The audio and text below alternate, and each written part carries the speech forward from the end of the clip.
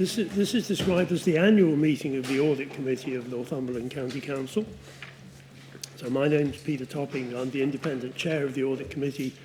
I've been taking over from Councillor Towns, who's been the chair for the past few meetings, and I'm very pleased that he's continuing as vice chair of this committee. Item 1 on the agenda is membership in terms of reference. So I'd like to welcome back all the councillors, because the councillor membership of this committee is unchanged, and I think that's a good thing in terms of stability.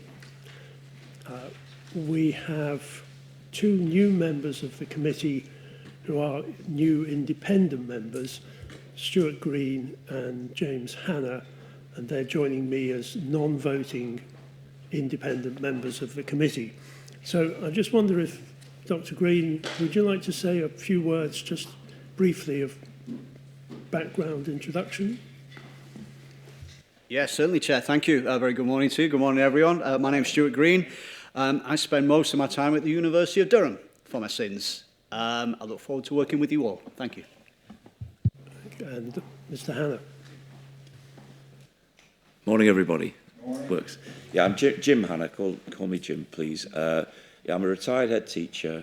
I was a head teacher of 3 schools, so I've got some experience of sort of governance from a school perspective and financial management, but I am a novice at this. Okay, but I'm pleased to be here. Right, you're very welcome. So the committee is asked to note its membership and terms of reference, which were agreed by the full council on 1st of May, and those are attached. I have apologies for absence from Councillor Sesford and no others. Councillor Dale. Can I just go back to the terms of reference, please? Yep. And there isn't a page on it, but anyway. On the, it's G, accountability arrangements. Mm-hmm. And there's 2 things there, 2 and 3. And it says to report to full council on a regular basis on the committee's performance in relation to terms of reference and effectiveness of the committee in meeting its purpose. And then, secondly, to publish an annual report on the work of the committee, including conclusions on the compliance with the SIPFA position statement. Can I bring that up later on when we discuss our work programme, please? By all means, but my understanding is that we are due to submit our annual report in sort of September this year. Is that right? Yeah, but we can pick up on that. Okay. Unless there's any other points, I'm just going to move us on through the administration. So, apologies for absence, Councillor Sesford. So the minutes. So I'm being asked to agree the minutes of the last meeting, unless there's any points of clarification regarding. Okay, I will sign those as a true record. Thank you. Item 4, disclosure of members' interests. None. Thank you. So we move on to item 5, which is the monitoring report and the action log for the year. That's pages 26 to 34 of the agenda.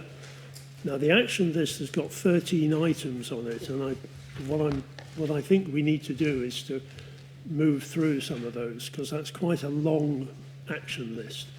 And if I can just deal with item number one myself. So that's CALA. Now, the committee received a very comprehensive update in November 23 from the monitoring officer. And at the time, we resolved to consider and comment on progress being made in delivering the council's action plan. And my understanding, we have a report from internal audit on the implementation of recommended actions that's due in November this year. So I'm seeking assurance from the head of internal audit and risk that's on track for November. Yes, Chair. So that piece of work should be completed in time for our normal reporting to Audit Committee in time for November. So yes. Right. Are we happy that that deals with number one?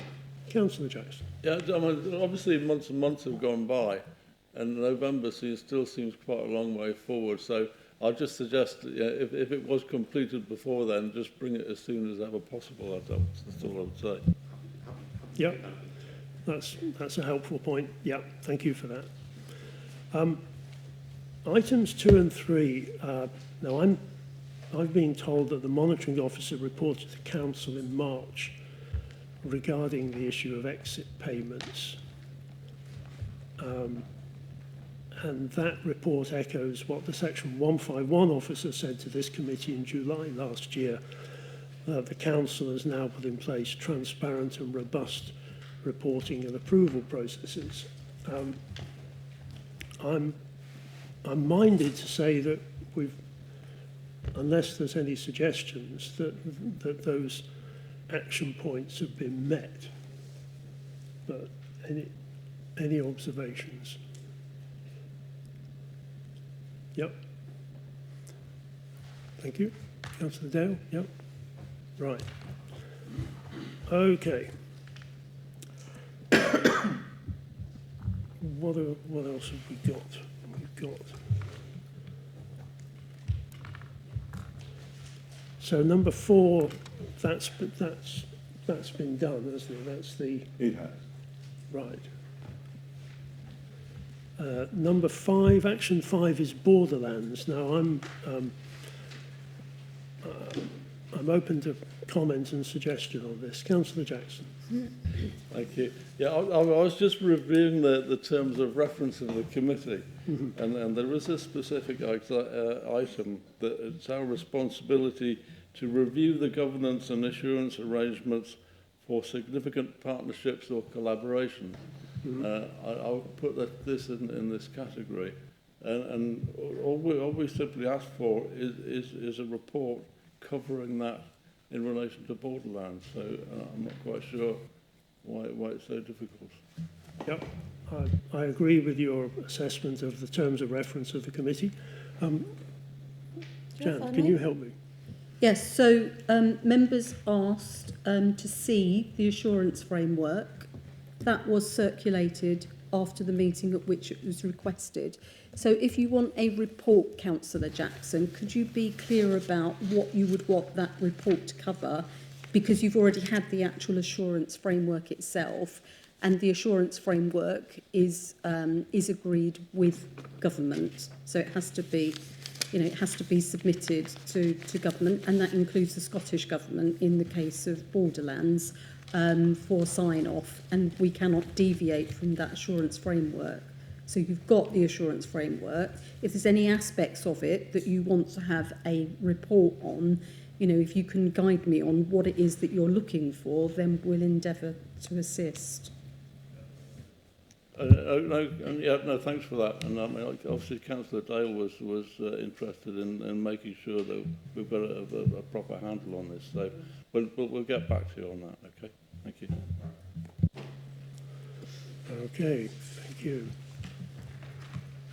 So, action 6 was the peer review recommendations, and I think Councillor Dale, you raised this one. Are you content? Yeah, I raised it actually because I raised it at full council, and it was Right. recommended by the leader. Then I bring it actually to the audit committee, and it's all minuted there, and you can see it on the YouTube. And it was really about value for money.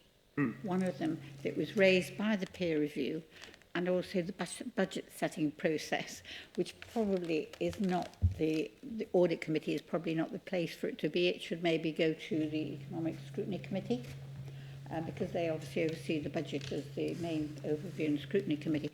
But it was the actual value for money, which is obviously is mentioned once again in the off-log, which was mentioned in your report last time. And I think we need to have a look more closely at that reporting and how value for money, impact on our value for money is according to the new off-log figures and things like that. And I'm not sure how secure the information is, but I think as an audit committee, we need to understand the whole of that boundary and understand exactly what it all means, because there's been a lot of,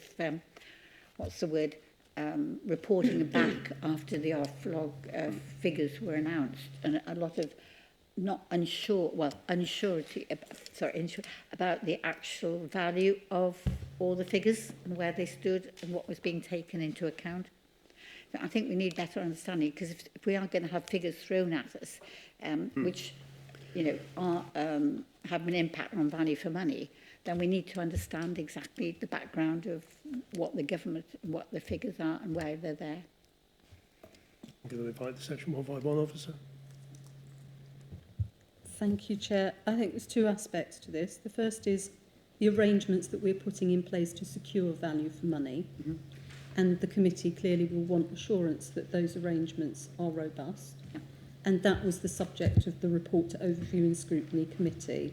There was a very detailed report on all of the work that's been undertaken as part of the Best Value for Money work stream of BEST, which includes establishing a revamped performance and accountability framework, conducting baseline value for money reviews, rapid improvement reviews. There's a whole host of things that are being undertaken in that regard.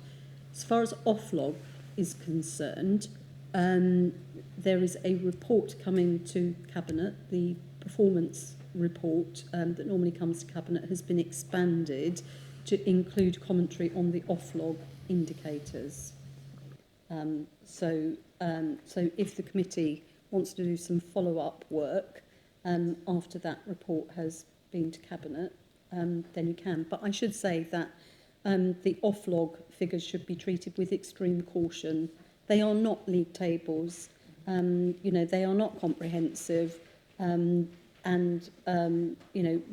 council has well-rounded arrangements in place as part of that performance and accountability framework, where we look at performance and value for money through a number of different lenses. So just looking at the off-log figures in isolation, I don't think is going to be terribly helpful to the committee in forming a view about the adequacy of our arrangements for securing value for money. And then the other thing that I would say, Councillor Dale, is of course that the external auditor has to express an opinion on the adequacy of our arrangements for securing value for money as part of his reporting, and I'm sure that Cameron will be touching on that at some point. So it's a number of, I think it's about assurance from a number of different sources, but to be perfectly honest, I think it would be a bit of a waste of time for the committee to actually go through the off-log figures here, because I think there'd be very limited value in that. I actually think that there have been all kinds of documents and everything, reports and things like that. However, it is in a public domain. Yes. And that is, to me, important enough for actually us to question them, and also taking into account, the value for money has been qualified by the external auditor for the last 5-6 years. So it's actually understanding where we are, and that we are actually grasping the real problems, because we have got the highest tax mostly in the northeast, well, in England nearly, and people are not seeing value for money. And I just think we need to understand that we are, as accountable body, looking at them and understanding where all the figures are coming from.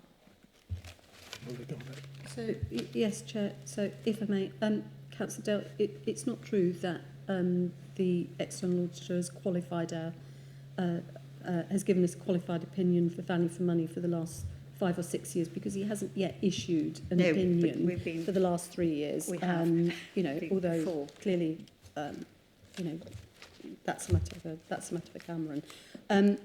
If the committee want to have a further report on the value for money arrangements, which includes where consideration of external data, such as offlog, because it is merely one source of information or data about our value for money arrangements. I'm very happy to bring a report here, but it will be very similar to the report that's already been to Overview and Scrutiny Committee, and clearly a number of members of this committee, you know, also sit on that committee.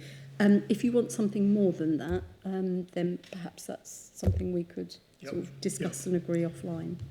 Okay, so that sounds helpful. But Councillor Oliver? Yeah, I mean, I've read a little bit about the offlog stuff, and it does seem to be, it's sort of, figures in isolation and aren't comparing like with like across councils and different councils operating. So maybe just a short briefing note to all members, not just members of this committee, explaining some of the issues with the offlog figures and pointing people to all of the work this committee and the Corporate Services Committee do on sort of value for money and council services, that might just sort of put everybody's mind at rest and show that actually it is a well-run council and, you know, core services are provided with value for money. And so I think that's probably what's needed, just an explanation of why the offlog figures aren't really a very accurate indicator. Okay, is that a brief you're willing to accept? Indeed. Yep. Okay, thank you. And I mean, it is the case, as Councillor Dale, you said, that the peer review made a particular point about the value, the VFM thread running through the council's activity is an important thread, and we as the audit committee need to, I think, keep abreast of that. So thank you for that. Okay. So annual report to the County Council, that's coming later this year. That's Action 7. 8 and 9 have been completed. Action 10 says corporate fraud training. I'm just looking to Kevin. When is that scheduled for? Because that's something that members of this committee have asked for. Yes, thank you, Chair. We're in the process of developing the training materials now, so hopefully that will be coming in the coming months, certainly this side of Christmas, I would expect, within 2024. Obviously, there is training materials for staff members as well as audit committee, so it's just sort of putting all that material together. So I would expect it to be later this year, Chair. Okay. And I think what we as a committee will need to do is to think about what is the best way that we get that training, because it may not be the case that a formal 2-hour session on fraud is going to work for everyone. But we'll have that discussion.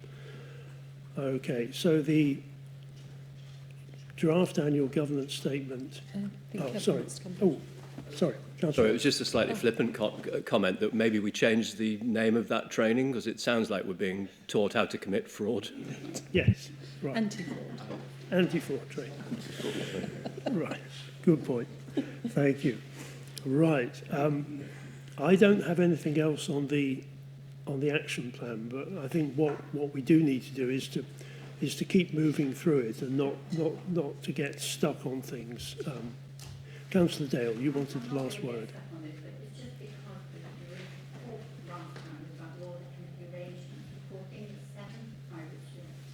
And basically, the committee meetings are now not reported to County Council. However, an annual report from Audit Committee is now produced. And I ask this because that was the report, the SIFT recommendations, which I've got here, which basically are arranged in the March. It's the Audit Committee arrangement, initial self-assessment of good practice, March 2024. And it was Practical Guide, first published in 2022. And this was sit for best guide, good practice. So it says, does the Audit Committee report directly to the governing body, PCC, and Chief Constable, full council? And we had, and ticked box, minutes of all Audit Committee meetings are considered by the meeting of full, next meeting of full council. So what I'm asking is that these were the original SITFA guidelines, and for some reason we've decided, the council has decided not to adhere to those. And I don't know if there's been anything from SITFA to say that it's the SITFA document that you gave us at the last meeting. any reason why we shouldn't continue with good practice? Just before, Kevin, you respond, I mean, I've looked at various other county councils and they do what's being proposed here, which is an annual report from the chair of the audit committee, which covers the work of the audit committee and flags various issues that the audit committee's dealt with. So I'm not aware that we're massively outlying here, but I'm going to hand over to Kevin. Thank you, Chair.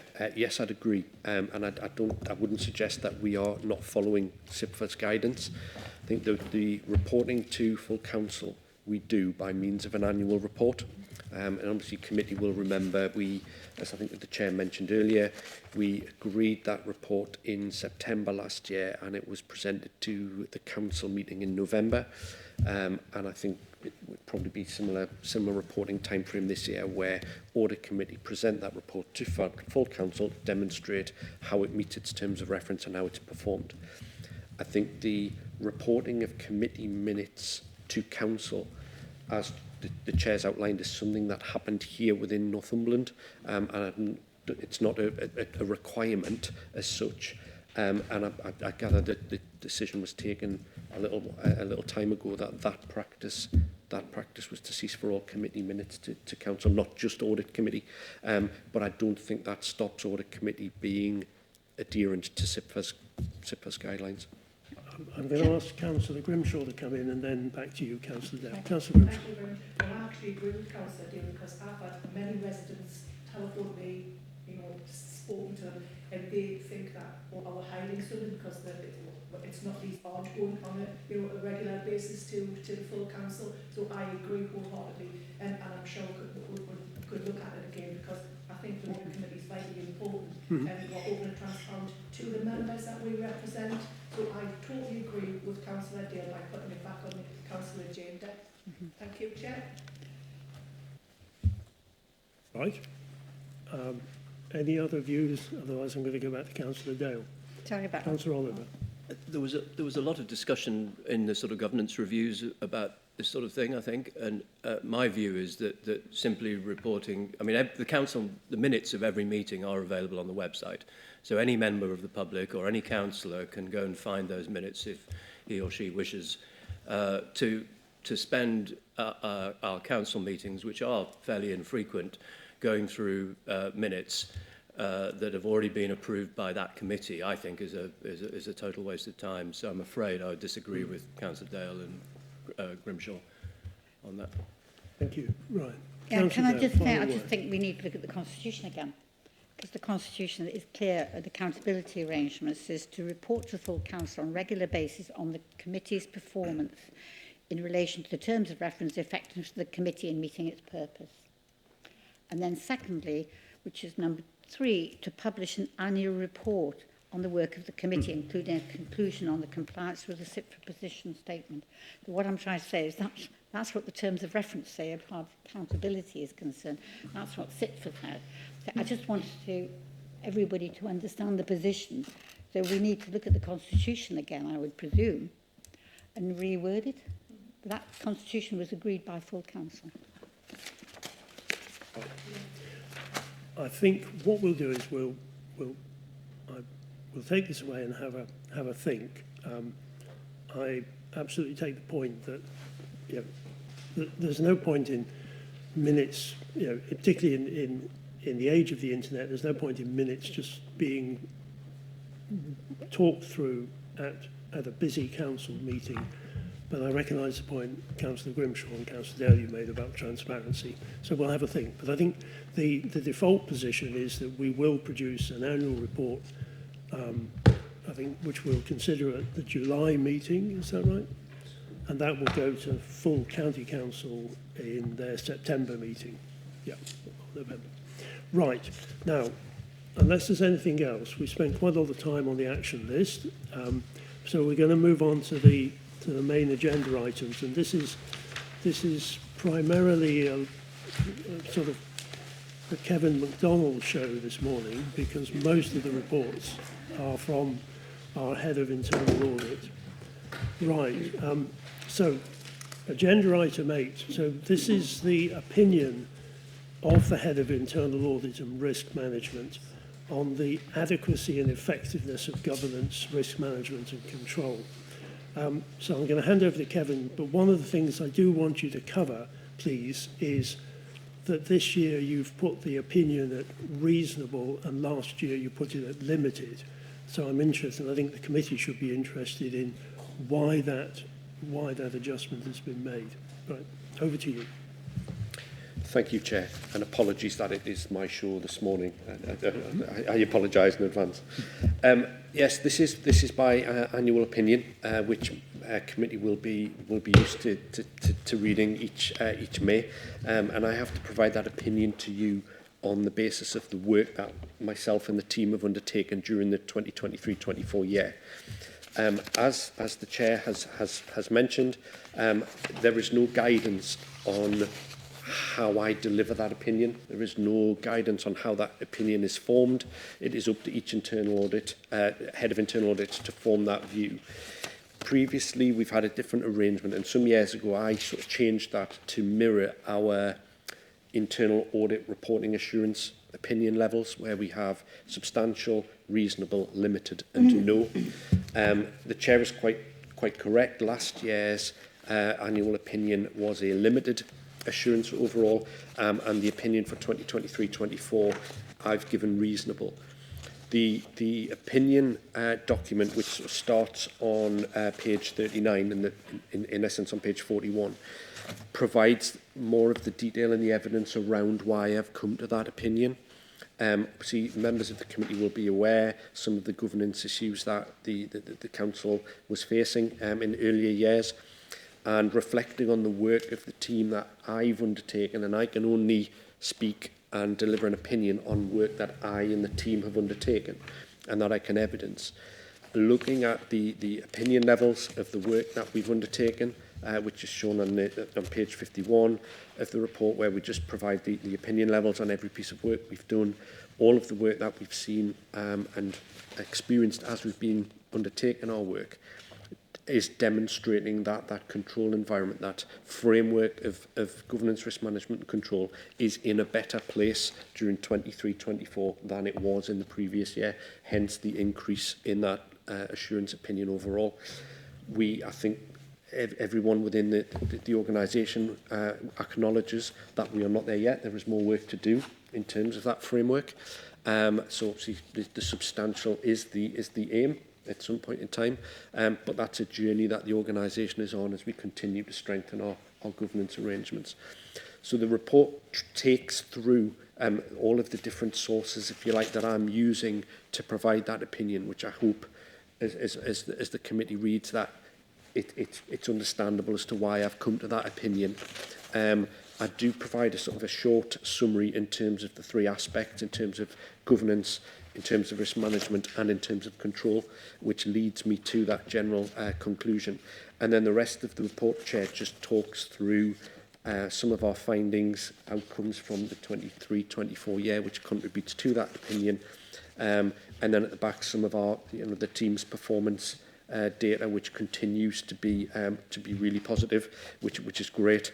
And then obviously refers to the fact that as a team ourselves, we were externally assessed during the year, which obviously the committee are aware of, which sort of demonstrates that we're doing things in the right way, which means the opinion sort of can be relied on, if you like. Chair, I wouldn't propose to take too much more of the committee's time on that, but I'm more than happy to take any questions. Okay, thank you. So this matters because my understanding is that this informs the annual governance statement. So your assessment goes into the annual governance statement. So that's why it matters. So are there any questions or points to put to Kevin? Councillor Towns. Thank you, Chair. If I'm reading this right, on Annex A on page 51, Kevin, there seems to be a bit of a theme with the limited assurance. It seems to relate back to information systems and cybersecurity, which slightly, well, A, is very concerning given the state of the world and the number of bad actors in it. And I don't mean people in films, we hear all the time about cybersecurity breaches, data breaches, attacks on systems, especially with elections on and things like that as well. It's quite worrying to see that theme permeating through our information systems and cybersecurity. It's really just a point to flag, but I guess obviously you've seen that. Will there be some work being undertaken to try and identify the weaknesses there and get those improved pretty quickly? And try and get your opinion on that up, because that worries me quite a lot. Yep, thank you, Chair. Yes, thank you, Councillor Towns. And I don't know if Jan wants to comment later, but yes, the short answer is yes. So you're right, that is a theme that we'd noticed, and we've had quite a few discussions with the Director of IT, who noticed it as well.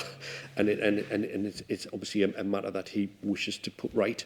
So we've had a number of conversations with the team around how we implement those recommendations properly to get some of those opinion levels up.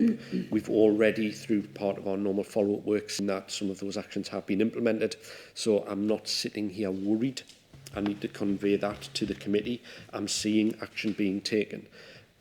Given the nature of some of those pieces of work as well, some of the fixes aren't necessarily quick. So if we're looking at things like data storage, for example, if we have to go and procure new servers, that takes some time.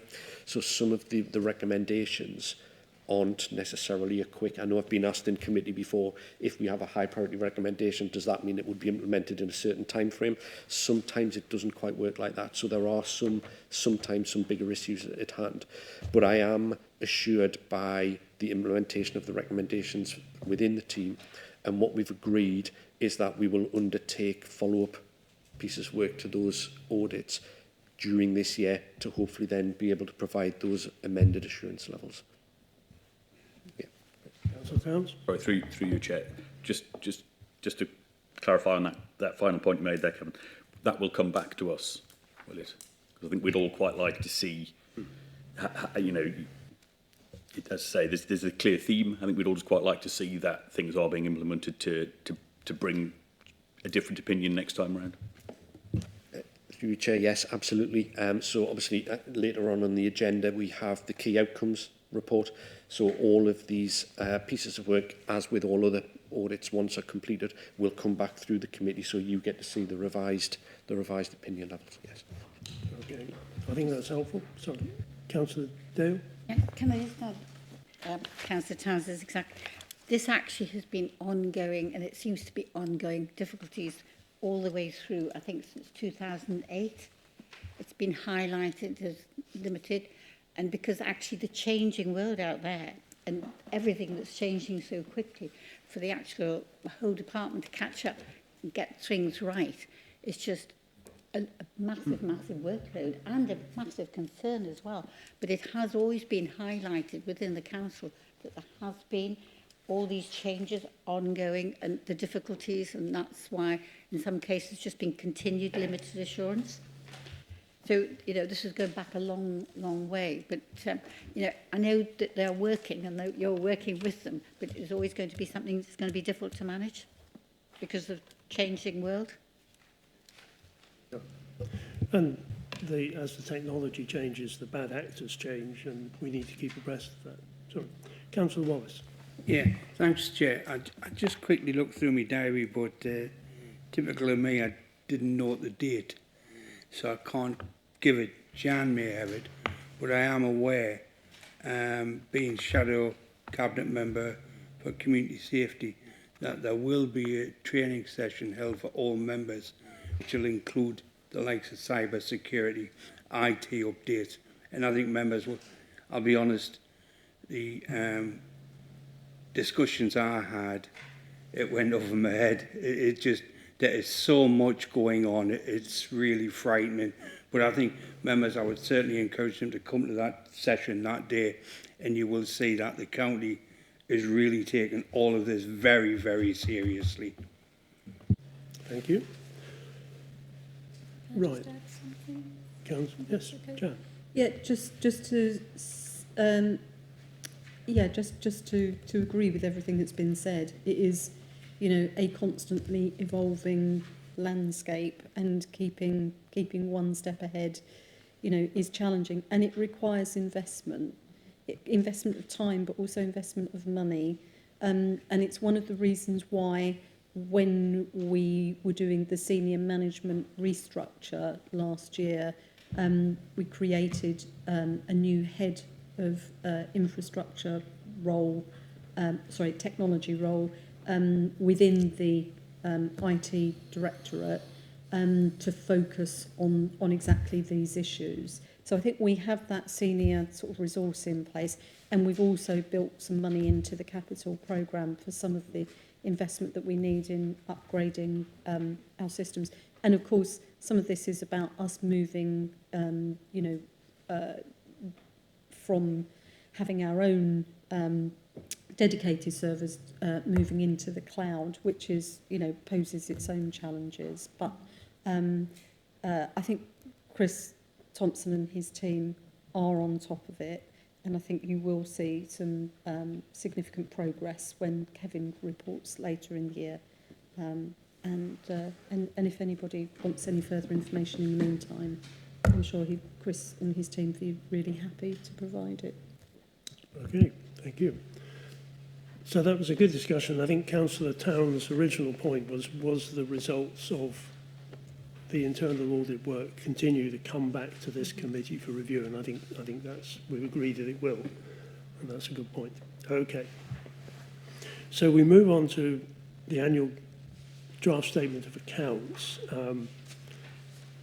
Jan, do you want to take us through that one? Yeah, it's a very brief report, so you've probably noticed, just to say that we will be publishing the draft accounts on Friday, in accordance with the statutory deadline. And there will be a further report with the commentary on the draft accounts that comes to your July meeting. So I think it's just for you to note that that is all in hand, and fingers crossed, on Friday it will all be on the website, and along with, assuming that you're happy with the further amendments, the draft annual governance statement. Thank you. And is it the case that you extend the opportunity to us to have an informal discussion about the draft accounts? Absolutely. So the period for the public inspection starts after the draft accounts have been published, and it is our practice to invite all members of this committee who might want to come in and go through the accounts in detail, to contact us, and just we'll make an arrangement to do that at your convenience. Okay, thank you. Right. Would that be online? Is that on Zoom or Teams or?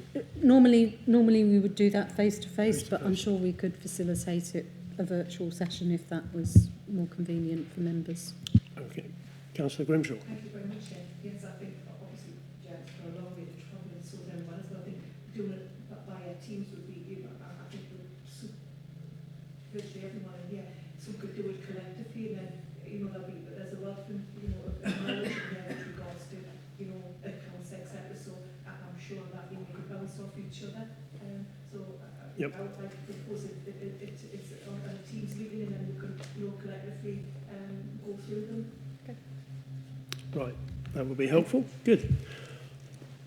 Okay, so now we've got the draft annual governance statement, which we had a discussion about at the last meeting. And there are a couple of additions to that draft annual governance statement, one of which is the work that Kevin took us through just now, and there's also an additional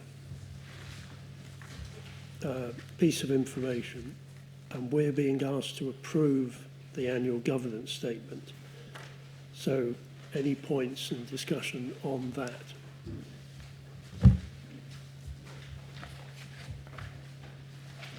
I'm pausing for Councillor Dale to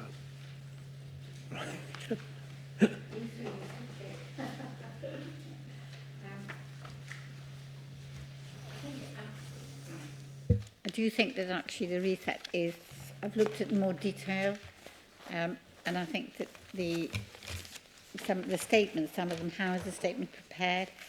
And also which I think is important, is on page 70, the Northumberland County Council Governance Code, Principles of Corporate Governance.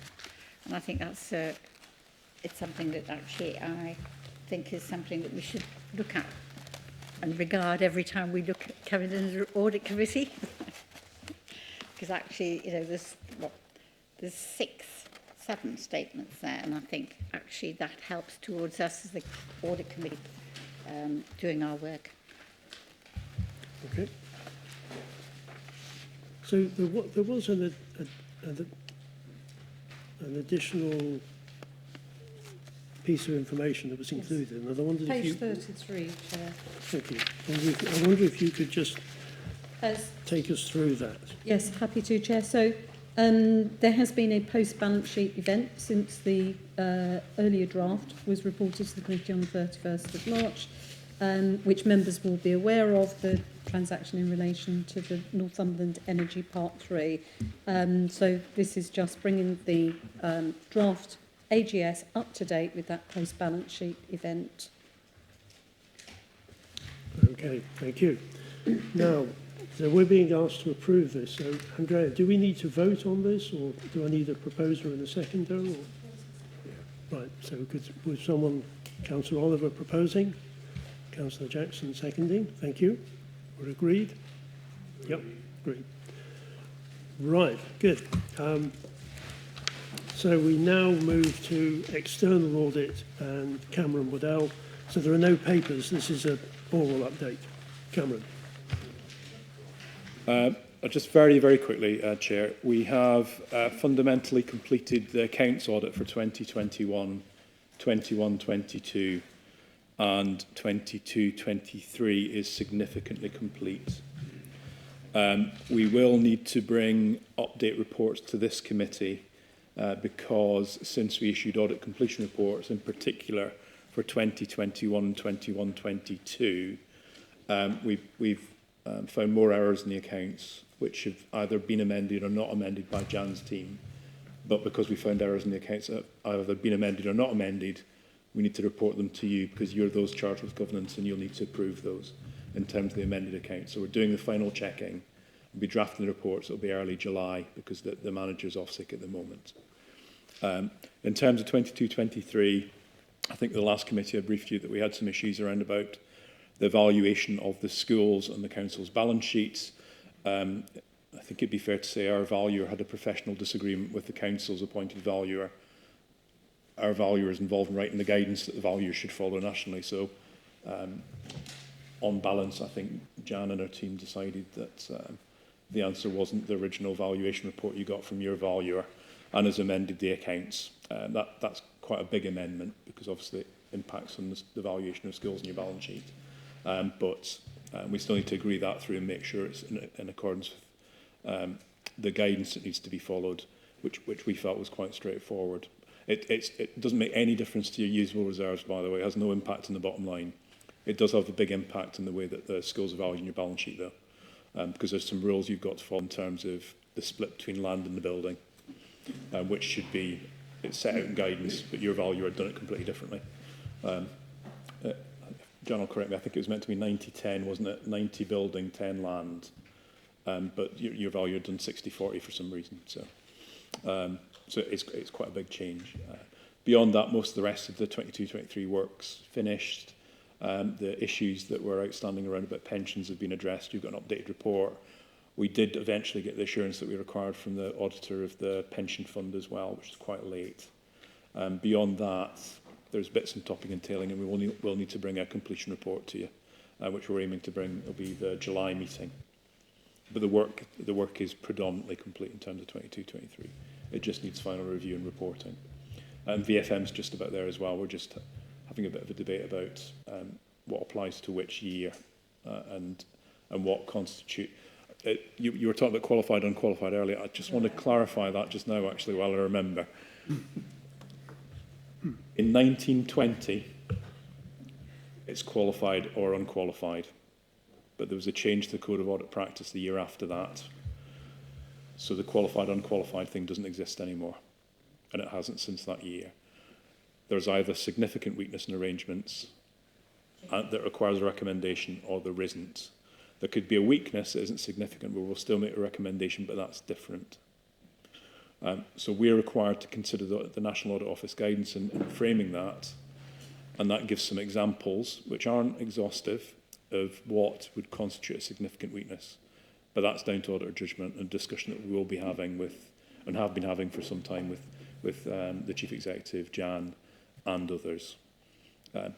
But just to give you a flavour of some of the things that would make it significant: value, public interest, how pervasive the issue is, the impact it might have either on your accounts, annual governance statement, etc.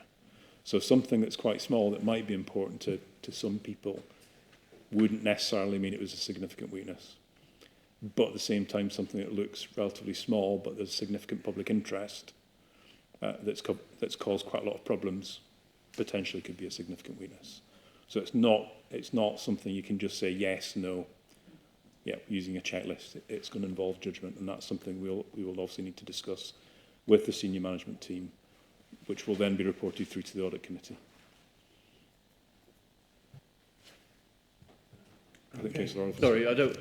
If you find a significant weakness and it's historical, 3 or 4 years old, and it's been dealt with, how do you treat it? So Councillor Orford, what we do is we'll report the weakness, and I think we've got to the stage we'll almost certainly report it up to 21-22 in the auditor's annual report. In the auditor's annual report, our template's got a column that's got an update. So in that update, we will say this is what's happened since.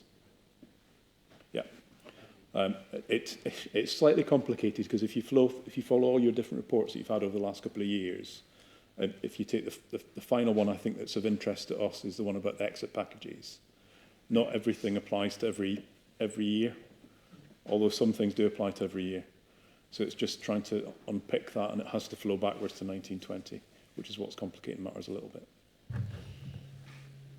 I mean, even the 22-23 reporting will have some degree of update for obvious reasons. Okay. But, sorry, I should add, just very, if you don't mind, Chair. Yes.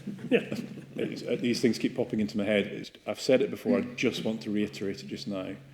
We have consulted internally in relation to the international allowance in particular, the international trading, so the subject of the 2 Section 114 reports. We've also consulted internally now on the exit packages issue, which is considered Stephen's Section 5 report and Jan's Section 114. In our view, and having taken advice internally, we don't feel that either of those issues, not either, any of those 3 issues would result in a qualification to the audit report in terms of the financial statements, because there's always a need to consider whether or not there's evidence of unlawful expenditure or income in the accounts. We've agreed, and we've agreed with Jan and her team, that disclosures will be updated in the draft accounts before sign-off to set out what the issues are, and I think that's already been done, Jan, from recollection. Obviously look to make sure the annual governance statement considers issues as well, which I think has been done as well. So therefore there's no need to modify the audit report for that. VFM's a different matter. What we may yet do, though, is put an emphasis on matter paragraph in the audit reports, which just refers to notes in the accounts. That's not a modified audit report. It's just something to say, actually, we think this is quite important. So if you're going to look at the audit report, you might need to look at these notes of the accounts. But that is as far as it goes. I'm satisfied with that because we've gone through our central technical team, including a partner who's our local government specialist, who's considered the law, the implications of Section 114 and Section 5. I thought that was going to hold things up, but I don't think it actually in practical terms it's going to do. Right. Thank you for that update. Councillor Dale, Councillor Dale. Yeah. Thank you for I knew there was a change in wording and everything, and I couldn't remember when it was. Can I just ask you, you mentioned that the statement of accounts you changed in 2021. Were those significant? There's a lot of changes in there were quite a lot of changes in 1920, which is signed off. Yeah. There's quite a few changes in 2021. you had a different value of 2021 to 21, 22 and 22, 23. Yeah. But we still found lots of problems with the valuation of your estate in that year as well. There's also implications of infrastructure, if you remember, and there are changes in relation to pensions as well. I'm not going to bore you again about infrastructure assets, because at some point after my retirement, you're going to have to deal with it all over again, which is good because I won't have to audit it. But in practical terms, those are quite big changes. Some of those impact on 21, 22. On 22, 23, we've identified the schools issue, and I think that's had some implications for 21, 22 as well. So there's the fundamental changes to your accounts over the last few years have been pensions, because of all sorts of different issues, John. Timing, when you've got assurance from the pension fund, valuation of assets at South Tyneside Council, all sorts of things, most of which completely outside your control, which is, I think in 1 year, Jan had to commission 3 separate reports because of timing. Property, plant and equipment valuations, there's been a few issues. The quality of the information in your asset register, the way the valuations have actually been carried out, and trying to reconcile some of those has been quite a big problem. Infrastructure, which is impacting pretty much in every single council that's got material infrastructure in a balance sheet, which again, national issue. And if you remember, Councillor Dale, I think the Secretary of State legislated on Christmas Day 2020, I think it was 22, John? Can't remember that day. 25th December 22 passed legislation to allow you to override the implications it would have had in your accounts. So those have really been the biggies. There's been some other bits and pieces as well that have taken some time up, but fundamentally the main problems in the accounts have been around about those 3 areas. 2 of which really are outside of the County Council's control, I would say, in terms of pensions and infrastructure. Well, thank you. I mean, it's quite interesting because when we do come and have a look, I think somebody proposed having a look at all the new statement of accounts together. Whether those figures will be in there, will they be ready? So we have some understanding. Jan's team's been updating the accounts, we've gone along, but because the problem with pensions amendments and property, plant and equipment valuation amendments is when you put them through, it sounds really straightforward. You put a debit and credit through into the accounts, but actually a simple debit and credit can impact on a lot of different areas of the accounts, and all the notes have to be updated as well. So in practical terms, for us, we've been reconciling the latest version of the accounts through to all the errors we've identified and the amendments that have had to be made. And now we're in a position where we're looking at what we've already reported to you, and therefore what haven't we reported yet, to make sure that it's complete, because I'll get told off by Sunday if I don't report every single one. I'm torn, Jan, between updating the tables that are in the old reports that have got all the debits and credits and list all the adjustments and just saying these are the new ones, versus actually starting from scratch and just giving you the whole thing again. There's a little bit of me thinking the whole thing again actually might be easier, which I wouldn't normally say, but I think in your case it might be. But we'll discuss that with Jan in terms of reporting, if that's all right. Because you're going to have to get revised accounts to approve anyway at some point. No, I just think it's when you're starting the base, it'll be Jan's work to do or having a look at. Well, if you think straightforwardly, you value a council school, the valuation's understated. So you increase the value of the school and you increase the impact in the revaluation reserve. That's the balance sheet. Then it all flows through every single other primary statement. So it goes through the I&E, it goes through the statement of movement reserves, it goes through the sort of cash flow statement, and it impacts on a load of different notes as well. So it's a pain in the neck, really, in some ways. But the problem with local government accounts, in my view, and I'm going to say this because I'm retiring soon, is that they've got so complicated now that it's actually very difficult to a council taxpayer or a business rates payer or an elector in Northumberland to actually sit down and actually work out what they're saying. The main thing probably is what have you got in reserves that you can use.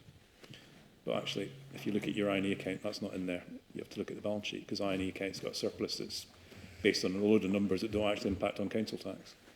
So SIPFA are meant to be looking at that. That's part of this issue around about simplifying local authority accounts, the backstop, and trying to get all the old audits finished in local government. Generally speaking, simplifying accounts becomes very difficult if actually you've got accounting standards that basically you've signed up to complying with.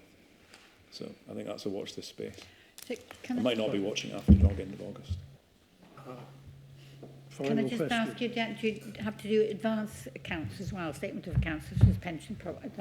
We don't. We've been, so you're probably aware that we are not the auditor of advance anymore. We were in previous years. We have done the review of the work that we did in advance up to a point in time, and we're in consultation with the auditors of Advanced Northumberland, Robson Laidler, who we've got a good relationship with. We work with them in lots of different group audits across the North East now. They are busy preparing the response to the group instructions we sent them at the start of the audit. And then we have agreed with them that they will give us access to the working papers to allow us to complete our review for 22-23. But they've been very helpful. They've shared working papers with us already, which they don't need to do.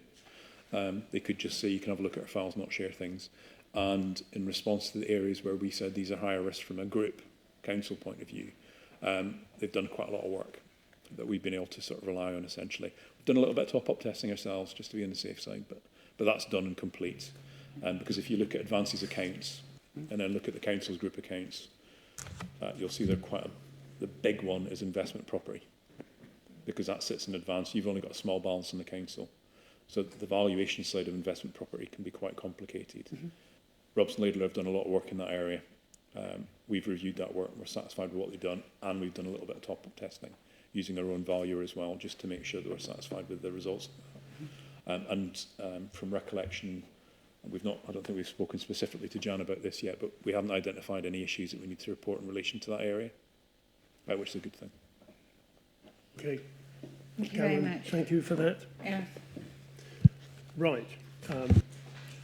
We're on the home run of this committee meeting. We've only got 2 more items, both of which are with Kevin. So the strategic audit plan, so this is the work that you've been doing over the last year against your original audit plan. So do you want to pull out the highlights from that, please? Yes, thank you, Chair. Yes, so this the plan of work for 23-24 was agreed by Audit Committee in March 23. We reported as an interim position in November 2023, and this is the final position statement of that plan before committee this morning. In the summary table on page 98 just summarises the assignments that were in the plan and what had happened to them. The plan has to flex and adjust during the year, and obviously this was a year where obviously the plan always has to be risk-based, and this was a year where we completely revised our corporate risk register. So there was obviously kind of knock-on effect other than as would normally be the case during that year. So the table at 4.6 on page 98 just takes the 49 items that were in the plan at the beginning of the year and gives a brief idea of what the status is of all of those. And the paragraph following just sort of also explains that there were a number of other pieces of work that were undertaken in addition to those that were in the plan. So there was an additional 33 assignments that were worked on during the year which weren't in that plan. And then as the committee will be used to seeing, the table on page 101 just takes the plan for last year as it was as agreed, and just provides an update in the final column as to what happened to each individual assignment, and details the additional assignments which were undertaken in the relevant sections as well. Happy to take any comments or questions, Chair.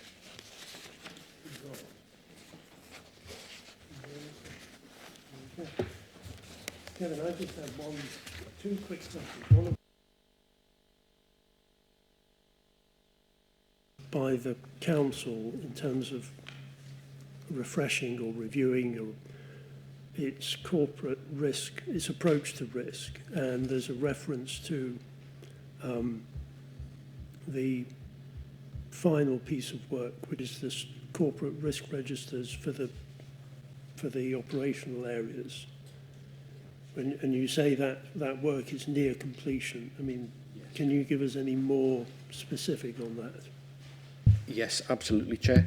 So we have our corporate risk register where we have 12 risks managed at the most senior level in the organisation, and they come through you as a committee on a periodic basis after agreement by Cabinet. Below that level, we have service strategic risk registers, which, as you say, are held within every directorate, and are those which are managed at the next level down, which maybe don't have so comprehensive an impact as those managed at a corporate level. because of the refresh of the corporate risks and the changes in the corporate risk register, there was a knock-on effect in terms of risks which were then managed at the next level down. And what we also had during the year was an organisational restructure. So we had directorates changing, teams moving between directorates. So what we've been in the process of doing is updating all of those service strategic registers to ensure that we get them all to a consistent level, that they're all updated and reflecting the new corporate risks flowing down correctly and the new structures. So it's that work that we've been undertaking at that next level down, which is almost complete now.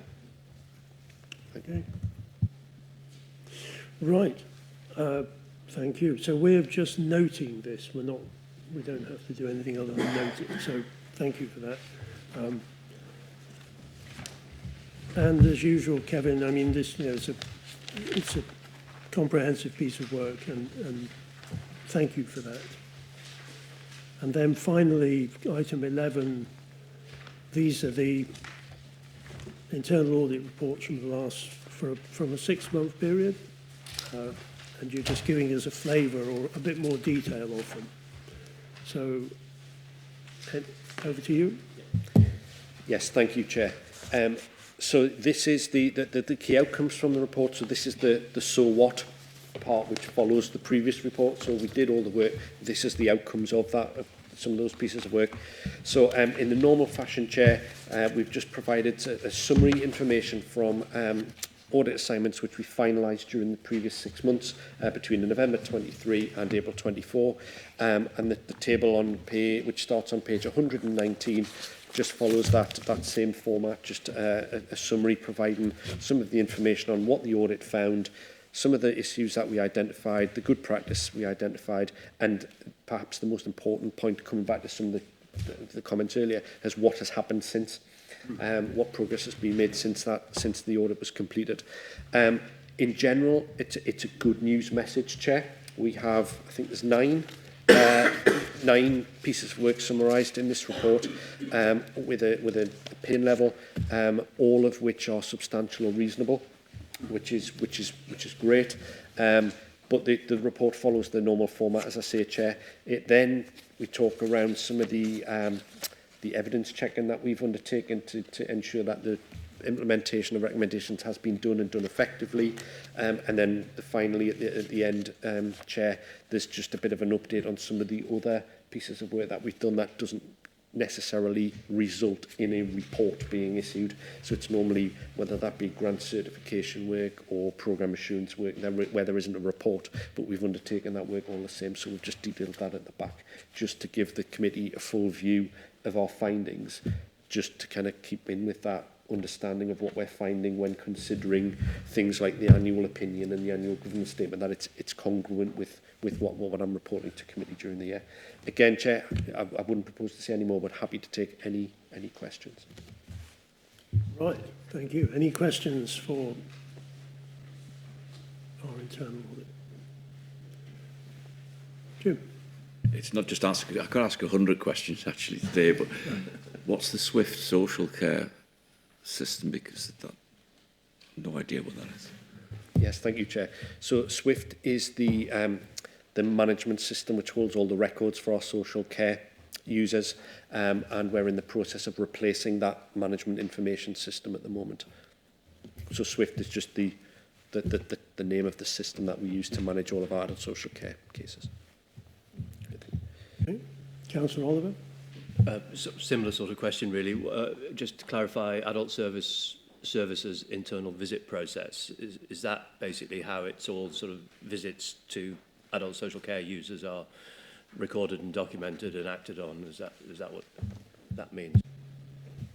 Thank you, Chair. Essentially, it's almost, Councillor Oliver, a bit like an in-house pre-CQC inspection regime. So in the same way as sort of pre-Ofsted inspections we may do internally, it's a similar thing where we go around providers to make sure in-house that we're happy with the standard of governance arrangements within care settings. And we looked at that process as detailed in the report. So, yeah, thank you. So I have one quick question, which is more, so you've done some work on business rates. in one of the reports covers business rates. And there is, as I understand it, proposals to reform business rates coming down the track from whichever government after July. But it's a technical piece of work. But I'm just wondering, are we, or could you find out if we're thinking ahead and looking at the potential impact of business rate reform? I don't expect you to have the answer to that. But I'm have a look. Thank you, Chair. I imagine the answer will be yes. So obviously the report was issued on the 30th of April, so it's a relatively newly issued report. As part of the discussion that we have with the teams before we undertake every audit, we have those sort of conversations about what's happening, any likely changes coming up. So it will be something that we're keeping a view on. And as and when some of those changes start to materialise, it is something that we would pick up within the scope of the work. Okay. If they materialise. If yes. Yes. Right. Okay. Councillor Day. Can I just ask one question? Just the members' training again. And it's only because I'm going to I can't pass one of my security things because it says no, no, no. And to me, it makes no common sense at all. And it's one about a phishing scam. It's one of the phishing 3. And I can tell you, I have done every single thing and I can't. Has anybody else passed it? Has anybody else attempted to take it? No, well, there you are. So I have this training. Councillor Day, you are not alone. I got caught out by the council sent me a fake email to which I responded, and then they sort of said, aha, we've got you, so you're not alone. Well, I think the thing is that it's the training. I don't know. I think it's American, and we have to sign up, and I keep on getting this. You haven't done this. I've done the first one. The second one was just, I wouldn't even open it. So, you know, the fact that you've got to open and press something. Anyway, I don't know. And I've actually asked training if somebody could help me. They haven't come back at all. And it's just like, are we getting all... Do you get them? Do you actually... Have you passed all of your security, your GDPR, all that? Anybody has? Am I the only person who actually gets... I just get... Well, yeah. But no, it's just, I keep on getting these things. And obviously there's something wrong with the training systems because it's an American one, I think. And it just... If I said, I'm not going to say it was because obviously we're paid for it. I don't know if we pay for it or who pays for it, but it needs to be looking at because it doesn't make any sense to me at all. I'm sure someone will be able to assist you on this matter. Sorry? Sorry, what did you say? Spearfishing is the latest one, so you'll get something on spearfishing at some point. I've got a fishing one. I passed the first one. It was the second one, a fishing one. There's 3 of them. I couldn't pass. So don't laugh, any of you, because I bet you haven't done them either, have you? Thank you. So it's just to bring up the issue about member training is in here. And obviously, it's not getting to where we're meant to be going. So we talk about cyber and everything else. These are scams and everything else. So maybe we need to have... Sorry. We need to be more alert. Right. I think, Chair, it was just a comment about, as Councillor Dale sort of alluded to there, I think this is one of the implementation of one of the actions from the cyber security work that we talked about earlier, sort of coming full circle, so apologies that you've sort of been hit with all of this training. But as we follow that up, we can certainly pick some of those issues up with the team to make sure it's having the desired outcome. Thank you. Right, so we're noting the report, Kevin, thank you for that. So we're not aware of any urgent business that needs to be brought in front of the committee. So the date of the next meeting is 31st of July. That's going to be quite a long meeting, so I think we need to be ready for that. I think, Cameron, if you're available, we would like to have a pre-meeting with you on the morning of the 31st of July. Right, yeah. Okay. On that basis, I close the meeting.